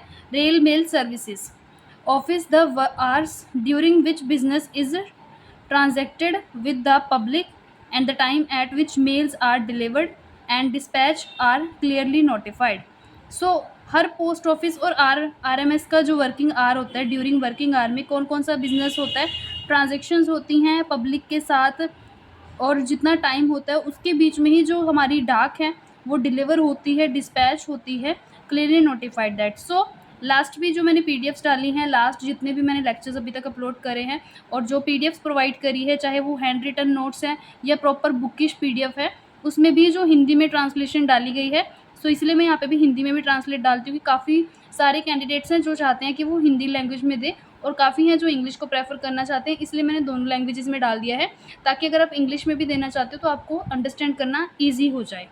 ठीक है, यहाँ पे हिंदी में क्या है, प्रत्येक डाकघर और रेल डाक सेवा के कार्यकाल के काम के उन घंटों का जिनके दौरान जनता से लेन देन किया जाता है और उस समय को जिसमें मेल का वितरण और डिलीवर किया जाता है स्पष्ट रूप से अधिसूची कर दिया जाता है। सो ये वो आर है। नॉर्मल वीक डेज कौन कौन से होते हैं जिसमें आप ट्रांजैक्शन करते हो, कस्टमर के साथ लेन देन करते हो, मेल डिलीवर करते हो, डिस्पैच करते हो, सारा जो काम होता है वो नॉर्मल वीक डेज का है। सो यहाँ पे नीचे हमारे पास है public business are fixed with regard to. Public business are fixed कैसे होते हैं, लोकल कन्वीनियंस के हिसाब से और arrival and departure timing of the mail. Local convenience और arrival and departure of time mail को निकाल के पब्लिक बिजनेस आवर बचते हैं। इसके अलावा जो वक्त बचता है उसमें पब्लिक बिजनेस आवर होता है, जिसमें पब्लिक के साथ डीलिंग होती है, उनका सारा काम होता है। सो वर्किंग आवर कौन सा होता है, for reference and enquiry, sales of postage stamp and stationery, grant of certificate of posting during entire working hour of office. So जो वर्किंग आवर्स है उसमें क्या क्या होता है, for referencing and enquiry, sales and posting stamps की होती है और स्टेशनरी की, grant of certificate of posting होता है, during entire working hour of office, जो भी ऑफिस का पूरा वर्किंग आवर है उसके दौरान ये वाले काम होते हैं वर्किंग आवर के दौरान। For booking of registered and insured articles and VP articles, value payable articles बोलते हैं इनको, parcel टीएमओ, for about 6 to 7 hours. ये जो काम है बुकिंग का ये 6 से 7 घंटे तक होता है। ऑन सैटरडे, अगर हम सैटरडे शनिवार की बात करें, फॉर 5 आवर्स। 5 आवर कौन से हैं, सिर्फ 3 बजे तक, शाम के 3 बजे तक ये काम होता है बुकिंग का। ठीक है जी। सो ये है हमारा बिजनेस आवर का फर्स्ट टॉपिक, जो कि बहुत इंपॉर्टेंट है। इससे रिलेटेड प्रीवियस ईयर में बहुत सारे क्वेश्चंस आते हैं जो आपको पीडीएफ टेलीग्राम पे प्रोवाइड होगी, उसमें आप देख सकते हो काफ़ी सारे क्वेश्चंस हैं। और एमसीक्यूज़ की जो पीडीएफ है वो भी मैंने अपलोड कर दिया। एमसीक्यूज़ भी मैं प्रॉपर जो डिपार्टमेंटल क्वेश्चन है 50-50 करके आपको क्लियर कर रही हूँ। और एमसीक्यूज़ जो मैंने अपलोड कर दिए हैं अभी तक, उसकी प्लेलिस्ट का लिंक भी आपको डिस्क्रिप्शन बॉक्स में मिल जाएगा। सो उसमें इसके रिलेटेड काफ़ी सारे क्वेश्चंस हैं, आप देख सकते हो कैसे कैसे क्वेश्चंस आते हैं। सो आपको क्लियर हो जाएगा। सो सबसे पहले हमने यहाँ पे किया नॉर्मल वीक डेज, देन हमने किया है public business are fixed with regards to, then working hours हमने करा है, देन यहाँ पे ऑन सैटरडे का टाइम करा है कि ऑन सैटरडे कितने बजे तक काम होता है। लास्ट हमने बात करी थी बुकिंग के दौरान, बुकिंग का काम कैसे कैसे होता है और सैटरडे को कितने बजे तक बुकिंग का काम होता है। सो अभी है for issue of money orders, money orders को इशू करना, sell and payment of postal orders, postal orders की सेल करना और पेमेंट करना, saving bank and post office certificate and payment of phone bills. So phone bills को pay करना, ये सब जो काम है ये कितने वक्त तक होता है, for about 5 hours. Working days में कितने टाइम तक होता है, 5 आवर्स। इसके रिलेटेड काफ़ी सारे क्वेश्चंस आते हैं, काफ़ी सारे क्वेश्चंस घुमा के भी आ सकते हैं कि issue of money order, sales, payment का काम जो है वर्किंग आवर्स में कितने घंटे होता है, या फिर ऑन सैटरडे भी आ सकता है। सो ये है हमारा वर्किंग डेज में कितने घंटे होता है, 5 घंटे काम होता है ये सब काम। और अगर हम सैटरडे की बात करें तो सैटरडे को यही काम फॉर 3 आवर्स, सिर्फ 3 घंटे होता है, अप टू 1 PM, शाम के 1 बजे तक ये काम होता है, दोपहर के 1 बजे तक ऑन सैटरडे 1 बजे तक ये काम होता है। ये बेसिक से बहुत छोटे-छोटे से क्वेश्चन हैं जिनके ऊपर बहुत सारे एमसीक्यूज़ बन के आते हैं। सो इनको ध्यान में रखना है, इनको केयरफुली रीड आउट कर लेना। अगर आप हैंड नोट्स लेना चाहते हो तो टेलीग्राम पे मुझे बता देना। अगर आप खुद ये नोट डाउन करना चाहते हो तो वीडियो पॉज़ करके नोट डाउन कर लेना। अपने खुद से नोट्स बनाना चाहते हो तो it is very good for you. आप जितना नोट डाउन करोगे आपको उतना माइंड में सेटअप होगा। नेक्स्ट हमारे पास है clause number 7 which is about the business done on Sunday and post office holidays. So next हमारे पास है कि बिजनेस डन कितना कौन सा होता है संडे को और पोस्ट ऑफिस हॉलीडेज। तो आपको पता है कि जो पोस्ट ऑफिस हॉलीडेज होती हैं, पोस्ट ऑफिस की कोई भी हॉलीडे होती है, ये संडे होता है। उस दिन हमारे सारे पोस्ट ऑफिस में से सिर्फ नाइट पोस्ट ऑफिस है जो ओपन हो सकता है। वो उसके बारे में मैंने प्रीवियस लेक्चर में बता दिया था, किसके ऑर्डर्स पे होता है, कितने बजे तक होता है, उसके बारे में प्रॉपर डिटेल मैंने बता दी है ऑलरेडी। यहाँ पे देख सकते हो, expect NPO night post office, all other post office are generally close. So night post office को छोड़ के जनरली सारे जो पोस्ट ऑफिस हैं जैसे कि branch office, sub office, head office, सबके सब क्लोज रहते हैं। So facilities are providing for posting of letters on which the prescribed late fee is paid during certain specified hours in letterbox at RMS and at selected office plus in letterboxes of mail vans of RMS। सो यहाँ पे बात हो रही है कि business done कौन सा किया जाता है संडे को और पोस्ट ऑफिस की जो हॉलीडेज होती हैं उन दिनों में नाइट पोस्ट ऑफिस में। सो यहाँ पे हिंदी में भी ट्रांसलेशन है। रेल डाक सेवा कार्यकाल और कुछ चुने गए डाकघर के लेटर बॉक्स में निर्धारित विकल्प शुल्क के साथ पोस्ट करने की सुविधा प्रदान की गई है। ऐसे पत्रों को रेल डाक सेवा के लेटर बॉक्स या आरएमएस की जो गाड़ियां हैं लेटर बॉक्स में डाल सकते हैं। सो आपको पता है जो हमारे अनरजिस्टर्ड आर्टिकल्स होते हैं उनको या तो आप लेटर बॉक्स में पोस्ट करते हो या आरएमएस की जो वैन आती है उसके लेटर बॉक्स में भी आप डायरेक्टली उसको पोस्ट कर सकते हो। ये है जो काम संडे और जिस दिन हमारा डेज होते हैं, हॉलीडेज़ होती हैं, हमारा पोस्ट ऑफिस हॉलीडे होती है, उस दिन नाइट पोस्ट ऑफिस के दौरान किए जाते हैं। देन यहाँ पे एक स्टेटमेंट है, no clearance of street letters post boxes. So जो पोस्ट बॉक्सेस जो हमारे स्ट्रीट लेटर बॉक्सेस हैं जो आपको किसी भी गली मोहल्ले एरिया या कॉलोनी में मिलते हैं उनकी क्लियरेंस नहीं होती है। यहाँ पे बात हो रही है आरएमएस की और जो हमारे लेटर बॉक्सेस होते हैं आरएमएस और नाइट पोस्ट ऑफिस के दौरान। नेक्स्ट है हमारे पास यहाँ पे registered newspaper and packet of registered newspaper. So registered of newspaper और packet of registered newspaper accept किए जाते हैं सिर्फ संडे में और पोस्ट ऑफिस हॉलीडेज़ में विदाउट लेट फीस। एक्सेप्ट हो जाते हैं संडे को और पोस्ट ऑफिस हॉलीडेज़ को विदाउट लेट फीस। कहाँ पे हो सकते हैं? प्रेस शॉर्टिंग ऑफिस जो होते हैं वहाँ पे आप इनको करवा सकते हो, बुक रजिस्टर करवा सकते हो, प्रेस शॉर्टिंग ऑफिस। उसके बाद है हमारा आरएमएस रेल मेल सर्विस में, वहाँ पे करवा सकते हो। देन हमारे पास है एनपीयू हमारा नाइट पोस्ट ऑफिस। सो ये 3 तरीके के पोस्ट ऑफिस हैं जिनमें आप रजिस्टर्ड न्यूज़पेपर और पैकेट ऑफ रजिस्टर्ड न्यूज़पेपर जो है बुक करवा सकते हो। संडे को भी करवा सकते हो और हमारा जो है पोस्ट ऑफिस हॉलीडे में भी करवा सकते हो बिना किसी लेट फीस के।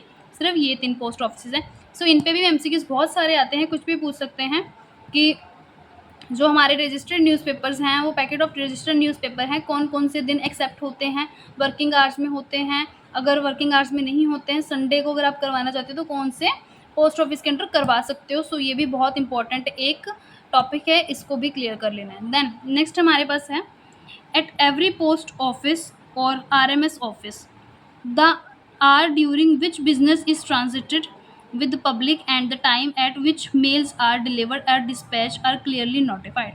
so सेम है कि at every post office और RMS ऑफिस जो वर्किंग आवर्स हैं, बिजनेस वर्किंग आवर क्या होता है जिसमें बिजनेस डील किया जाता है, जो कस्टमर से है हमारा लेन देन किया जाता है, टाइम जिसमें मेल्स जो हैं डिलीवर की जाती हैं डोर टू डोर और जो आर्टिकल्स हैं वो डिस्पैच किए जाते हैं।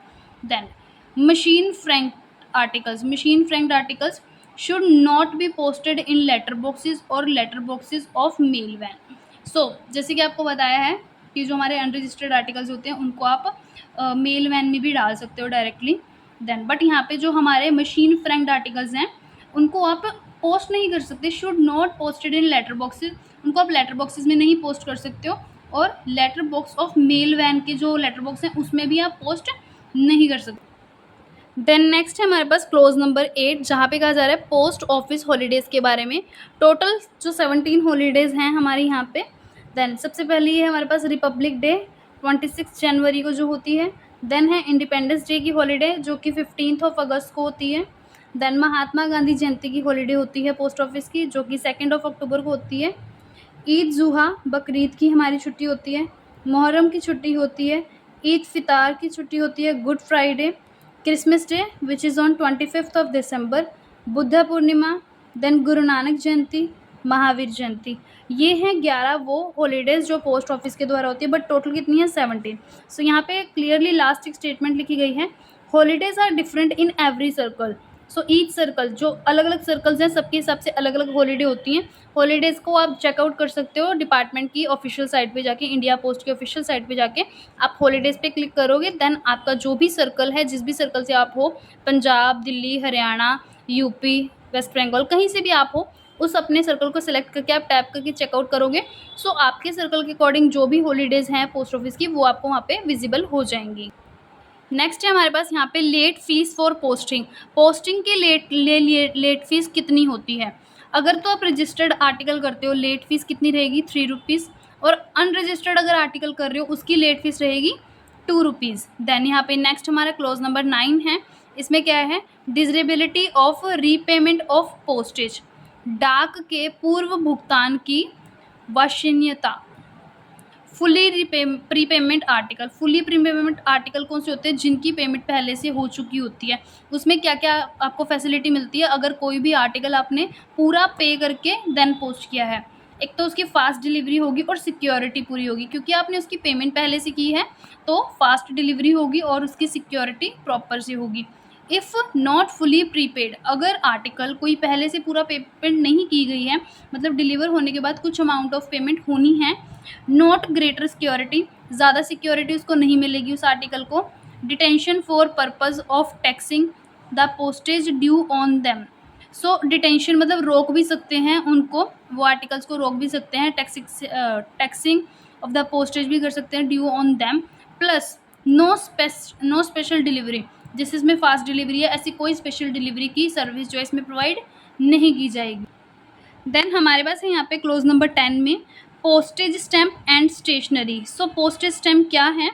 पेमेंट ऑफ पोस्टेज, डाक का भुगतान। सो जितने भी वर्किंग कर रहे हैं, आप सब लोग वर्किंग में हो इस टाइम, सो आप सबको पता है कि आपके ब्रांच ऑफिस में जो है पोस्टेज स्टैम्प्स होती हैं, जिनको जब आप आर्टिकल कोई बुक करते हो, अगर 2 रुपये की स्टैम्प है, 5 रुपये की स्टैम्प, आप उसको यूज़ करते हो। फॉर एग्जांपल, अब जो रजिस्टर्ड आर्टिकल है, अगर आपका 10 ग्राम तक का है, 10 या 11 ग्राम तक का आर्टिकल है, तो जनरली वो 26 रुपीज़ का बुक हो रहा है। अगर आपके पास 5 रुपये की कोई स्टैम्प पड़ी है, पोस्टेज स्टैम्प है, आप 5 लगा सकते हो, 25 रुपये आपके जो है ज़ीरो हो गए, आपको 1 रुपया पे करना है उस पर। सो इनको कौन इशू करते हैं? पोस्टेज स्टैम्प कौन इशू करते हैं? Issue by India post office under the authority of government of India. So इसको जो इशू करती है वो इंडिया पोस्ट ऑफिस ही करती है, बट अथॉरिटी किसकी? अंडर गवर्नमेंट ऑफ इंडिया की अथॉरिटी के अंडर। इसमें आप डाक का भुगतान कर सकते हो, पोस्ट का भुगतान कर सकते हो। अगर आपके पास पैसे नहीं हैं, पोस्ट स्टैंप है, तो आप फ्री ऑफ कॉस्ट अपने आर्टिकल को बुक कर सकते हो। पर उसी के साथ हमारी रेवेन्यू स्टैम्प्स जो हैं वो क्या है? Post office also sell revenue stamps. Revenue stamps वो होती हैं जिनको सेल करके डिपार्टमेंट के पास सिर्फ पैसा आता है, इसको आप आर्टिकल बुक करने के लिए नहीं यूज़ कर सकते हो। और जो रेवेन्यू स्टैम्प्स है ये कौन बुक करता है? Issue by central government. So यहाँ पे गवर्नमेंट ऑफ इंडिया करती है अथॉरिटाइज, इसको इशू करती है पोस्ट ऑफिस, पर अथॉरिटी कौन देता है? Government of India. पर यहाँ पे इशू कौन करता है? सेंट्रल गवर्नमेंट ही इशू करती है हमारे रेवेन्यू स्टैम्प्स को। नेक्स्ट हमारे पास है यहाँ पे franking machine impression. Franking machine का इम्प्रेशन कैसा होना चाहिए? Postage charges also paid by impression of franking machine properly. So आपके पास जो आर्टिकल्स आते हैं ना, जितने GDCs हैं, अगर आपने ये चीज़ नोट नहीं करी है, सो जाके ज़रूर से अपने BO में चेकआउट करना। जो आर्टिकल्स आपके पास आते हैं, कुछ रजिस्टर्ड आर्टिकल्स आते हैं, उनके ऊपर ना स्काई ब्लू कलर की एक इम्प्रेशन होते हैं, जिसमें पेमेंट लिखी होती है या कुछ एक बारकोड टाइप का समथिंग बना होता है। वो जो इम्प्रेशन है वो किससे होता है? Franking machine. फ्रैंकिंग मशीन के बारे में हम आगे अच्छे से विस्तार में पढ़ेंगे, पर अभी इतना जान लो कि जो फ्रैंकिंग मशीन है, चार्जेस भी पेड होते हैं, उसके ऊपर कुछ कुछ और डिटेल्स भी होती हैं, तो वो प्रॉपरली जो है फ्रैंकिंग मशीन से इम्प्रेशन होना चाहिए। देन जो स्टेटमेंट जिसके बारे में मैंने आपको अभी बताया है कि जो हमारा रेवेन्यू स्टैम्प है can not be used for payment of postage, डाक के भुगतान के लिए रेवेन्यू स्टैम्प्स को यूज़ नहीं किया जा सकता, उसके लिए आपको सिर्फ पोस्टेज स्टैम्प ही यूज़ कर सकते हो। रेवेन्यू स्टैम्प सिर्फ रेवेन्यू के लिए है, इसका आपके पोस्टेज से कोई लेना देना नहीं है। देन हमारे पास यहाँ पे है नेक्स्ट हमारे पास यहाँ पे क्या है, फ्लैटली ब्यूरो। फ्लैटली ब्यूरो क्या है, in order to cater to the needs of philatelists and the stamp collector department has set up philately bureaus. So इनको सेटअप क्यों किया गया है कि स्टैम्प्स कलेक्टर्स के रूप में, कि इनको नीड्स थी जो हमारे स्टैम्प्स कलेक्टर हैं उसके लिए इसको जो है बनाया गया। यहाँ पे आप देख सकते हो जो डाक टिकटें हैं और की आवश्यकताओं को पूरा करने के लिए फ्लैटली ब्यूरो को स्थापित किया गया था। ठीक है जी। देन हमारे पास यहाँ पे overseas orders execute at Indian philately bureau. So हमारे जो ओवरसीज ऑर्डर्स हैं execute at India philately bureau, कहाँ पे है ब्यूरो, कहाँ पे है ये, बॉम्बे जीपीओ में। बॉम्बे जीपीओ में विदेश ऑर्डर, अगर विदेश के ऑर्डर बुक होने हैं तो इनको आप फ्लैटलरी ब्यूरो बॉम्बे जीपीओ में कर सकते हो, इनके जो आर्टिकल्स है वो यहाँ पे आते हैं। देन हमारे पास यहाँ पे pre payment of postage in cash, नगद में डाक का पूरा भुगतान। Then in certain important post offices, ये जो pre payment of postage in cash है in certain important post offices. Then authorised by HOC, किसके द्वारा, हमारे जो एचओसी हेड ऑफ सर्कल कौन होते हैं, chief post master general. Head of circle हमारे होते हैं chief post master general. For firm and companies or other persons who post large number of unregistered packets। so ये हमारे जो है नगद में जो डाक पूरा भुगतान होता है ये कहाँ पे होता है, in certain important post offices में ही होता है।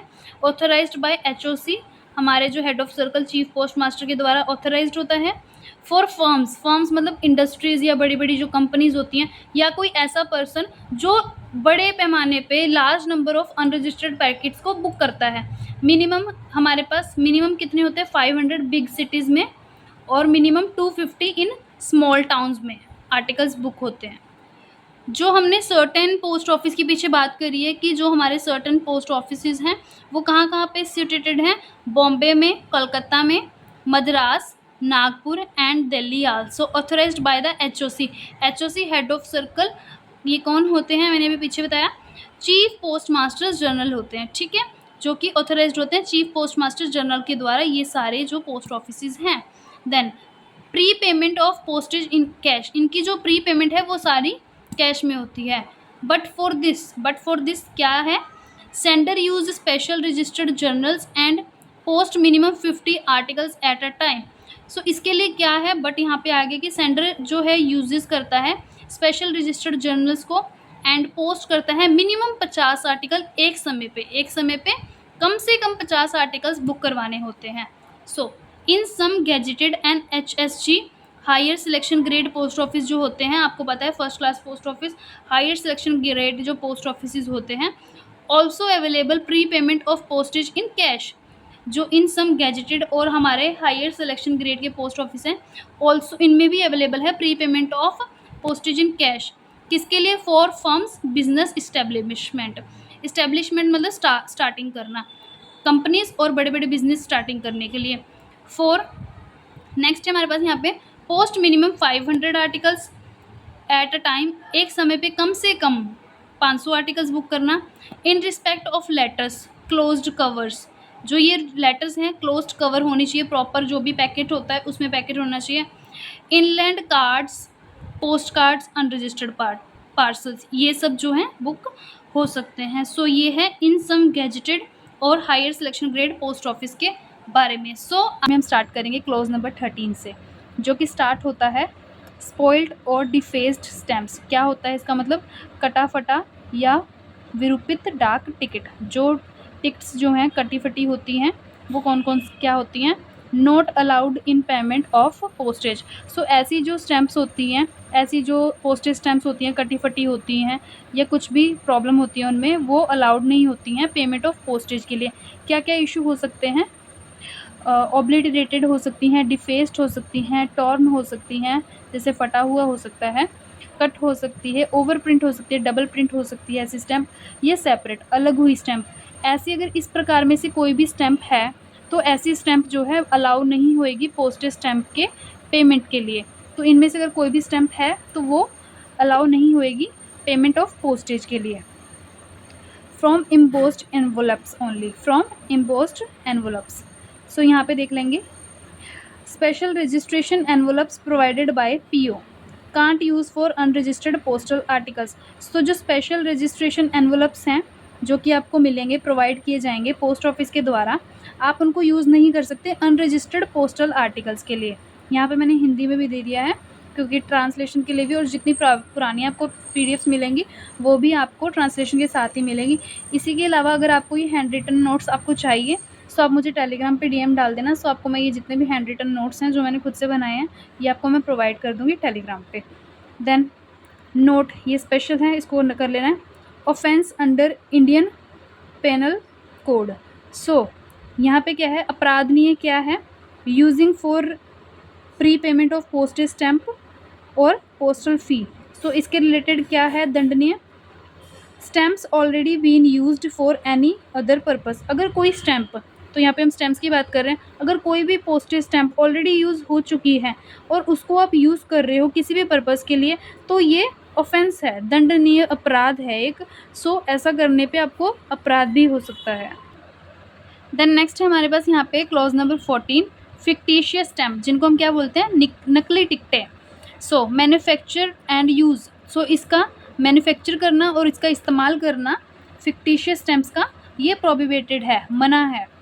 An offence punished under section 263A of Indian penal code. और ऐसा करने पे, अगर आप नकली टिकटें बनाते हो और उनका इस्तेमाल करते हो, ऐसा करने पे पहली बात तो ये चीज़ मना है, और अगर आप ऐसा करते हो, उनको बनाते हो और उनका यूज़ करते हो तो ऑफेंस पनिश्ड। सो ऐसा अपराध जो है दंडनीय है अंडर सेक्शन, ये चीज़ याद कर लेनी। ये क्वेश्चन जो है आपको डिपार्टमेंट ऑफ पोस्ट के एमसीक्यूज़ में देखने को मिल सकता है, जो आपको प्रमोशन एग्जाम्स है उसमें देखने को मिल सकता है कि कोई भी क्वेश्चन आ सकता है कि ऐसा करने पे, फिक्टिशियस स्टैम्प को मैन्युफैक्चर यूज़ करने पे कौन से सेक्शन के अंडर आपको जो है ऑफेंस पनिशबल किया जा सकता है, या फिर आपको सीधा आर्टिकल भी पूछा जा सकता है कौन सा ऐसा सेक्शन है, तो वो है 263A of Indian penal code का। ठीक है जी।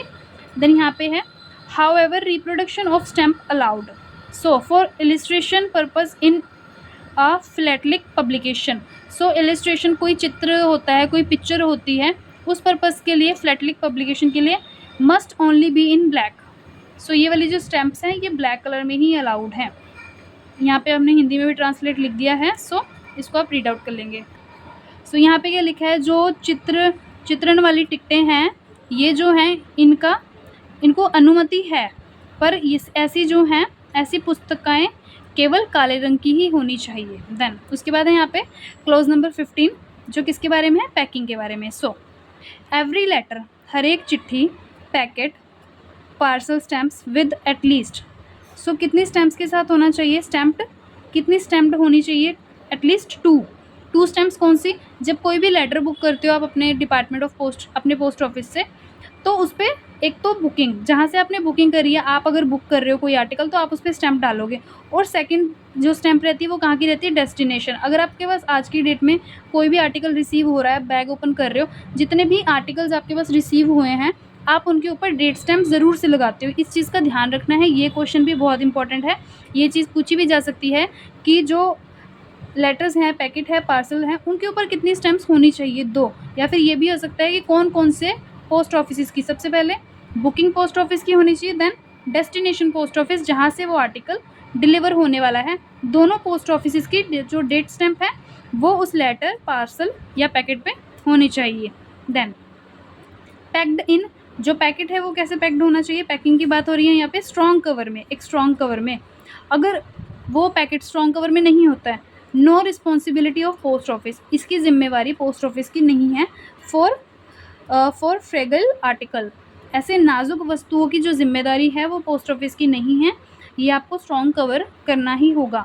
When wax cloth is used for the protection of letter, packet और पार्सल, अगर वैक्स क्लॉथ यूज़ किया जा रहा है for the protection of letter, packet और पार्सल के, used an inside cover, use इसको करें इनसाइड कवर की तरह यूज़ करें, इसको बाहर नहीं यूज़ करें। जो वैक्स क्लॉथ की हम यहाँ पे बात कर रहे हैं, अगर आप अपने पार्सल, लेटर या पैकेट को सेव करना चाहते हो तो ये वैक्स क्लॉथ को आप इनसाइड में यूज़ करें, इनसाइड कवर की तरीके से यूज़ करें, बाहरी कवर के लिए आप इसका इस्तेमाल ना करें। सो यहीं का नेक्स्ट पॉइंट है sufficiently strong paper securely fastened outside. So sufficient जितनी ज़रूरत है उतना स्ट्रॉन्ग पेपर सिक्योर होना चाहिए आउटसाइड से। सो क्या होना चाहिए, impression of post office date stamp, उस पर विजिबल होना चाहिए, जो इम्प्रेशन है पोस्ट ऑफिस डेट स्टैम्प का वो विजिबल होना चाहिए। और any postage stamp affixed to the article, अगर कोई भी जो पोस्टेज स्टैम्प है अफिक्स्ड लगाई गई है, चिपकाई गई है आर्टिकल के साथ, वो चीज़ विजिबल होनी चाहिए।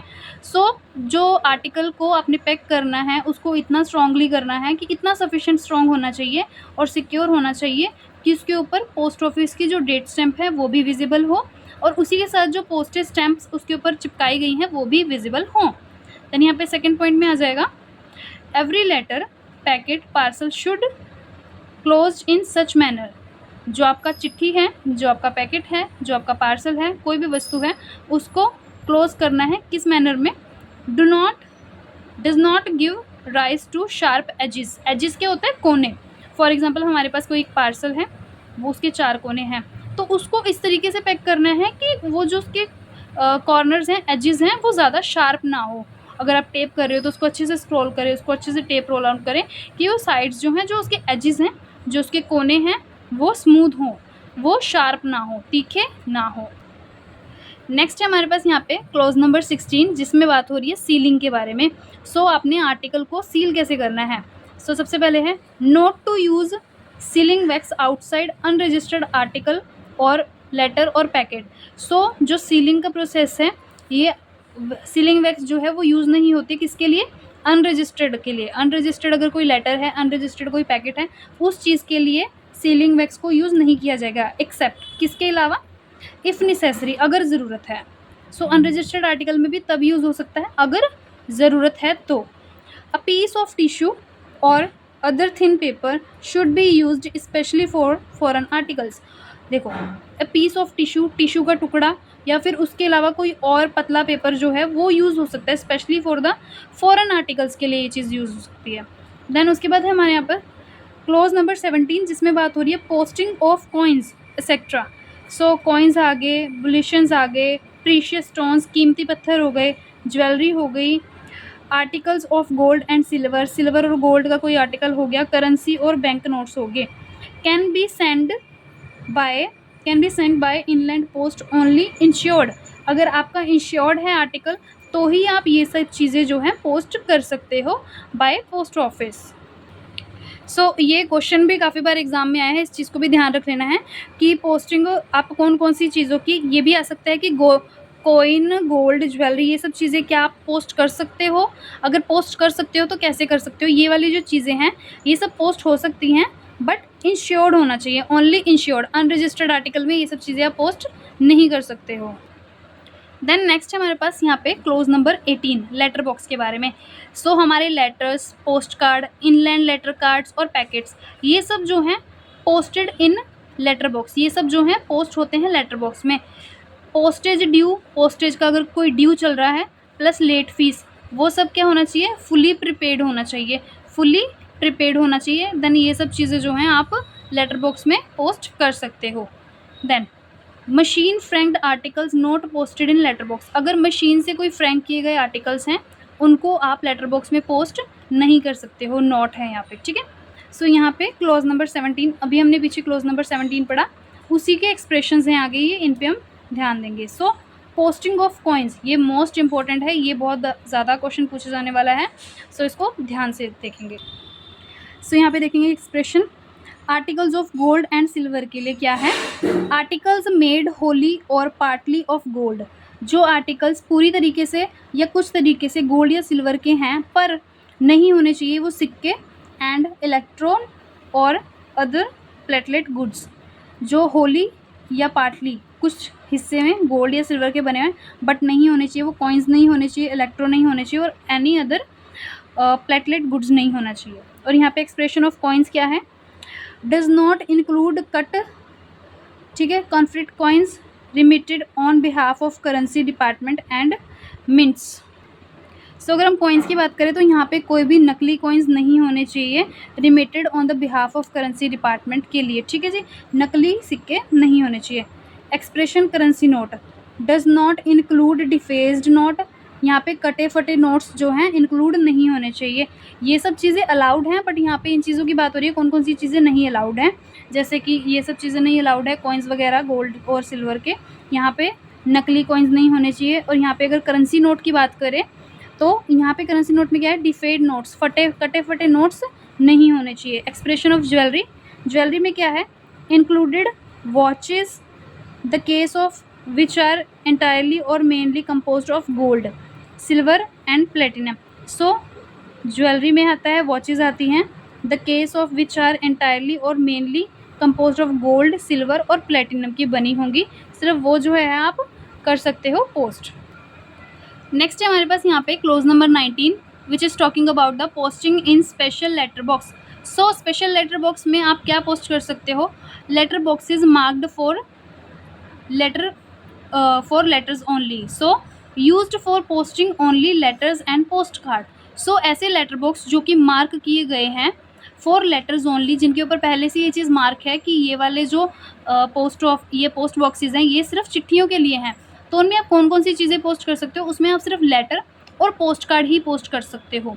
Then special letter boxes provided in cities, जो इस तरीके के स्पेशल लेटर बॉक्सेस हैं ये कहाँ पे प्रोवाइड किए जाते हैं, in cities for posting of airmail articles और QMS आर्टिकल्स। सो ऐसे जो ये जो स्पेशल लेटर बॉक्सेस हैं, पहली बात तो ये बड़ी सिटीज़ में होता है, मेन सिटीज़ में प्रोवाइड होते हैं, और सेकेंडली ऐसे जो सिटीज़ में हैं किस पर्पज़ के लिए होते हैं, पोस्टिंग ऑफ एयरमेल्स और QMS आर्टिकल के लिए, used only for posting such classes of articles, ठीक है जी, सच क्लासेस ऑफ आर्टिकल्स के लिए ही इन स्पेशल लेटर बॉक्सेस का इस्तेमाल होता है। देन नेक्स्ट यहाँ पे क्या है, other articles if posted in such special boxes, अगर कोई और आर्टिकल, कॉमन आर्टिकल की बात कर रहे हैं, कॉमन आर्टिकल जो है इन स्पेशल लेटर बॉक्सेस में पोस्ट कर दिया जाता है, they are liable to detention, उनको रोक लिया जाएगा, क्योंकि यहाँ पे स्पेशली बात हो रही है कि यहाँ पे एयरमेल आर्टिकल्स और QMS आर्टिकल ही आप यहाँ पे पोस्ट कर सकते हो स्पेशल लेटर बॉक्सेस में। अगर उसके अलावा आप एक नॉर्मल आर्टिकल जो है डाल देते हो, क्योंकि आपको यहाँ पे पता है आपको यहाँ पे लेटर्स के लिए एक अलग से लेटर बॉक्स मार्क है और यहाँ पे स्पेशल लेटर्स के लिए अलग से, अगर इसके बावजूद आप स्पेशल लेटर बॉक्स में डाल देते हो अपने नॉर्मल आर्टिकल्स, तो उसको डिटेंशन कर लिया जाएगा, उन आर्टिकल्स को रोक लिया जाएगा। So QMS article bear fully pin below name, so QMS article जो हैं क्विक मेल सर्विस, सो इनका जो है पिन होना चाहिए बिलो द नेम के नीचे, of town and the destination, जो नाम है, टाउन है, जो जगह है, डेस्टिनेशन है, उसका प्रॉपर एक पिन कोड होना चाहिए क्विक मेल सर्विस के लिए, क्योंकि क्विक मेल सर्विस के नाम से ही आपको पता चल रहा है कि क्विक डिलीवरी होती है ऐसे आर्टिकल्स की। सो नेक्स्ट हमारे पास यहाँ पे क्लोज नंबर 20 जो कि बात कर रहे हैं presentation of large official and other letters in bulk at window of van और पोस्ट ऑफिस। बड़ी मात्रा में चिट्ठियाँ होना ऑफिशियल और अदर, ऑफिस की और अदर से, bulk at window of van और पोस्ट ऑफिस, ठीक है जी, उसकी प्रस्तुति कर रहा है। थोक में अधिकारी और अन्य पत्रों की प्रस्तुति, तो यहाँ पे डेफिनेशन देखेंगे, लार्ज ऑफिशियल और other letters which owning to their size can not be posted into letter bags. ऐसे आर्टिकल्स, ऐसी चिट्ठियाँ जो कि साइज़ में बड़ी हैं वो पोस्टेड नहीं हो सकती हैं लेटर बॉक्सेस में, जो कि लेटर बॉक्सेस में पोस्टेड नहीं हो सकती हैं। May be received by hand at window, no objection by post office, ऐसी चिट्ठियों के लिए कोई ऑब्जेक्शन नहीं होता है अगर वो विंडो पे आ जाती हैं वैन की। The postage and the late fee if any are fully prepared, अगर कोई भी लेट फीस है या कोई भी पोस्टेज फ़ीस है तो वो फुल्ली प्रिपेयर्ड होनी चाहिए। अगर ऐसी कोई भी फ़ीस है, पोस्टेज या लेट फीस, ये फुल्ली प्रिपेयर्ड होने चाहिए अगर आप बल्क में पोस्ट कर रहे हो विंडो ऑफ द वैन और पोस्ट ऑफिस पे। देन यहाँ पे हमारे पास क्लोज नंबर 21 क्या कह रहा है, articles requiring special treatment, articles को स्पेशल ट्रीटमेंट चाहिए, किनको, आर्टिकल्स इंटेंडेड टू रजिस्टर्ड हो जो, और इंश्योर हो या फिर VP हो, और with regard to which certificate of posting हो आर रिक्वायर्ड। सो ऐसा अगर कोई भी आर्टिकल्स हैं, they want special treatment present at post office at least half an hour before the time fixed for the closing of the particular mail. So ऐसी जो चिट्ठियाँ हैं एटलीस्ट आधा घंटा पहले आती हैं, फिक्स टाइम जो है क्लोजिंग का उसके आधा घंटा पहले ऐसी चिट्ठियाँ जो है आके बुक होती हैं। ये है इनका special treatment. Plus clearly marked eight top of address side of cover. So clearly marked होना चाहिए, अगर इनको स्पेशल ट्रीटमेंट चाहिए तो ये चीज़ क्लियरली मार्क्ड होनी चाहिए। कहाँ पे? Address side of the cover, address side पे कि रजिस्टर्ड है, इंश्योर्ड है, 4 रुपीज़ अगर पैसों के लिए है तो कितने पैसों की है, वीपी अगर वीपी है, वैल्यू पेएबल पार्सल है तो कितने पैसों के लिए, ये चीज़ वहाँ पे मार्क्ड होनी चाहिए क्लियरली, ताकि ये चीज़ पता लगाई जा सके कि इनको स्पेशल ट्रीटमेंट देना है। देन यहाँ पे हमारे पास air mail articles bearing high value adhesive postal stamps, the stamps to be defaced in the presence of sender then onward transmission. Then clause number 22 है यहाँ पे desirability of posting early, desirability of posting early. अगर आपकी इच्छा है जल्दी post करने की तो इस केस में क्या करना है, if article posted just the time the mail are due to be dispatch detention और डिले। सो इफ़ आर्टिकल, कोई भी आर्टिकल है जस्ट टाइम पे आया है, द मेल आर ड्यू, जो मेल है वो ड्यू है डिस्पैच के लिए, भेजने के लिए, उनको डिटेंशन और डिले भी किया जा सकता है। बिकॉज किस चीज़ के लिए? Because heavy congestions in post office, क्योंकि ज़्यादा रश होने की वजह से पोस्ट ऑफिस या आरएमएस में। So try to post as early in the day as possible. So ऐसी चिट्ठियाँ जिनको रोक लिया जाता है या ज़्यादा भीड़ या इनको डिस्पैच करने के लिए रोका जाता है या डिले हो जाती हैं, तो इनका रीज़न क्या रहता है कि ज़्यादा भीड़ भाड़ होने की वजह से, पोस्ट ऑफिस या आरएमएस की वजह से। सो आप ट्राई करो कि ऐसे आर्टिकल्स को आप जल्दी पॉसिबिलिटी से डे में पहुंचा दो पोस्ट करने के लिए। नेक्स्ट है हमारे पास यहाँ पे क्लोज नंबर 23, जो कि क्या कह रहा है, मैनर ऑफ एफिक्सिंग पोस्टेज स्टैम्प। सो जो पोस्टेज हैं उनको चिपकाने का तरीका, मैनर्स, ठीक है, completely adherent to the articles itself. ऐसी जो स्टैम्प्स हैं वो अच्छे से आर्टिकल के साथ चिपकी होनी चाहिए। नोट, इसको नोट कर लेना है, not any part of its contents separate label. तो ऐसा कोई भी इसका पार्ट नहीं होना चाहिए स्टैम्प का कि जिस या कंटेंट ऐसा होना चाहिए जो कि सेपरेट हो उसके लेवल से, ऐसा कुछ भी नहीं होना चाहिए। स्टैम्प्स शुड बी अफिक्स्ड, जो स्टैम्प्स हैं वो अच्छे से चिपकी होनी चाहिए, जो स्टैम्प्स हैं वो अच्छे से चिपकी होनी चाहिए। और ये स्टैम्प्स लगी कहाँ पे होनी चाहिए? Right hand top corner of the address side. So right hand side top corner, address side पे टॉप कॉर्नर पे ऊपर ऐसी स्टैम्प्स जो हैं चिपकी होनी चाहिए अच्छे से। ये है स्टैम्प्स को अच्छे से चिपकाने का तरीका। देन हमारे पास यहाँ पे क्लोज नंबर 24, जो कि क्या कह रहा है, non postal stamps, charity stamps, label और seal etcetera. So label, stamps, seals, other marking which are not postal stamp, ऐसी चीज़ें जो कि पोस्टेज स्टैम्प नहीं है, should not be attach to the address side of the postal stamps. So ऐसी अगर कोई चीज़ है, ऐसा कोई लेबल है, स्टैम्प है, सील है, जो कि पोस्टेज स्टैम्प की तरीके से, जो पोस्टेज स्टैम्प के अंडर नहीं आती है, इन चीज़ों को अटैच नहीं करना चाहिए। किस साइड? एड्रेस की साइड पे, क्योंकि एड्रेस की साइड पे तो आपने ऑलरेडी अपनी जो पोस्टेज स्टैम्प है उनको फिक्स किया है। सो आप उस साइड पे ये सब चीज़ों को इन सब चीज़ों को फिक्स नहीं करोगे। इन चीज़ों का आपको ध्यान रखना है, ऐसी चीज़ें जो हैं अटैच नहीं होनी चाहिए आपके एड्रेस साइड पे। देन हमारे पास clause number 25, use of minimum number of postage stamp. So कम से कम पोस्टेज स्टैम्प्स का इस्तेमाल करें। कम से कम इस्तेमाल करने का क्या मतलब है, अगर आपके पास कोई आर्टिकल है जिसमें 5 रुपये की आपको स्टैंप लगानी है तो आप वहाँ पे 5 रुपये की ही स्टैंप्स लगाएं। ऐसा नहीं है कि आप 1-1 रुपये की 5 स्टैंप्स लगा दो या 2-2 रुपये की 2 स्टैंप्स और 1 रुपये की लगा दो। सो इससे क्या होगा, use minimum number of stamps for appropriate high denominations large number of stamps. अगर आप ज़्यादा स्टैंप्स का यूज़ करते हो तो क्या होता है, इंक्रीज वर्क, काम बढ़ता है, लार्ज स्पेस, ज़्यादा स्पेस गिरती है। अगर आपने 5 रुपये की एक स्टैंप लगा दी तो एक जगह गिरेगी। अगर आप 1 रुपये की 5 लगा रहे हो तो प्रॉपर आधी ज़्यादा चिट्ठी जो है स्टैंप्स डालने में भर जाती है। Waste valuable paper stamps paper का जो है वेस्ट होता है और प्रिंट चार्जेस भी बढ़ते हैं। सो इस चीज़ का ध्यान रखना है। Use minimum number of postage stamp, जितनी स्टैम्प्स की ज़रूरत है उतनी ही स्टैम्प्स का इस्तेमाल करें, उससे ज़्यादा ना इस्तेमाल करें। सो आज का जो लेक्चर है यहीं पे फिनिश होता है। इससे आगे हम कंटिन्यू करेंगे नेक्स्ट लेक्चर में। अगर आपको ये लेक्चर्स अच्छे लग रहे हैं तो ज़रूर से कमेंट सेक्शन में बताना। ये आपको हैंड रिटन नोट्स अगर आपको खुद से बनाने हैं आप खुद से भी बना सकते हो। अगर आपको पीडीएफ चाहिए तो आप मुझे टेलीग्राम पे डाल देना डीएम, और ये इसका पूरा प्लेलिस्ट आपको मेरे चैनल पे मिल जाएगा। And thank you so much for watching. मिलते हैं next time with a new topic with a new video. तब तक stay safe, stay tune and best of luck for your future.